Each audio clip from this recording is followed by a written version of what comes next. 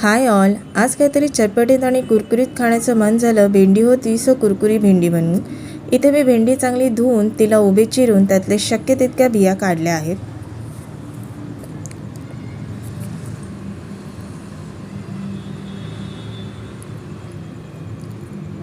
आता त्यात हळद, लाल तिखट, थोडंसं हिंग, थोडंसं गरम मसाला, चवीनुसार मीठ आणि 2 चमचे बेसन ॲड करून मिक्स केलं आहे.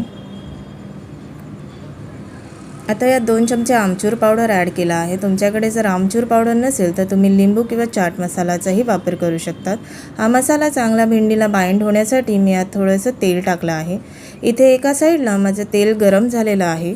भेंडी ब्राऊन होईपर्यंत आपल्याला गॅस मंद आचेवर ठेवून फ्राय करायची आहे. इथे पाहू शकतात माझी कुरकुरी भेंडी तयार झालेली आहे. ही रेसिपी तुम्हाला आवडली असेल तर नक्की ट्राय करा. धन्यवाद.